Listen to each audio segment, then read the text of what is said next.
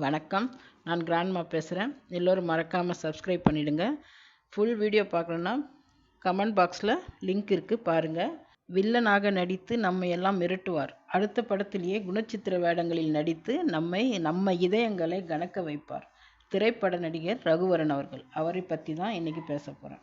நடிகர்கள் சத்யராஜ், ரஜினி எல்லாம் வில்லனாக அறிமுகமாகி பின்பு கதாநாயகர்களாக ஆனவர்கள். ஆனால் ரகுவரன் கதாநாயகனாக அறிமுகமாகி சில படங்களில் நடிச்சிட்டு பிறகு வில்லனாக, அண்ணனாக, அப்பாவாக, குடும்ப தலைவனாக இப்படி பல பரிமாணங்களில் வலம் வந்தவர். தமிழ் சினிமாவில் மறக்க முடியாத ஒரு நடிகர் ரகுவரன் அவர்கள். ரகுவரன் கோயம்புத்தூரில் தனது பள்ளி மற்றும் கல்லூரி படிப்பை முடித்தார். இவர் 1982ஆம் ஆண்டும் 7வது மனிதன் படத்தில் கதாநாயகனாக அறிமுகமானார்.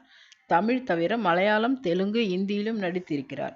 வித்தியாசமான வில்லன்களாக நடித்து ரகுவரனுக்கு குறுகிய காலத்தில் நல்ல பெயர் கிடைத்தது. சத்யராஜுடன் மக்கள் என் பக்கம், பூவிழி வாசலிலே, என் பொம்முக்குட்டி அம்மாவுக்கு, சம்சாரம் அது மின்சாரம், அஞ்சலி போன்ற படங்களில் குணச்சித்திர வேடங்களிலும் நடித்தார். வில்லனாக அவர் நடித்த முதல்வன் படத்தில் அரசியல்வாதி எப்படி இருப்பாங்கன்னு நம் கண்முன்னே காட்டுவார். மார்க் ஆண்டனின்னு சொல்லிக்கிட்டு பாஷா படத்தில் வந்து நம்ம எல்லாம் மிரட்டுவார். பாஷா படம் பெரிய வெற்றி படம்தான். அந்த வெற்றிக்கு பெரும் பங்கு ரகுவரனுக்கும் உண்டு. புரியாத புதிர் திரைப்படத்தில் சைக்கோ கணவனாக தோன்றி ஐநோன்னு சொல்லி நம்ம எல்லாம் பயமுறுத்தி ரசிக்க வைப்பார். இந்த மாதிரி பயங்கரமான வில்லனாக நடித்தவர் கேரக்டர் ரோல் நடிக்க முடியுமா என்றால் முடியும் என்று நிரூபித்து காட்டியவர் ரகுவரன்.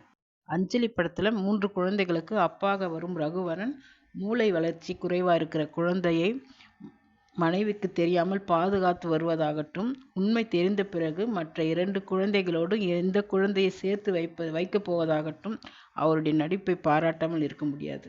லவ் டுடே திரைப்படத்தில் தாயில்லாத தன் மகனுக்கு தாயாகவும் நண்பனாகவும் இருந்து தன் மகனுக்காக உயிரையே விடுவார்.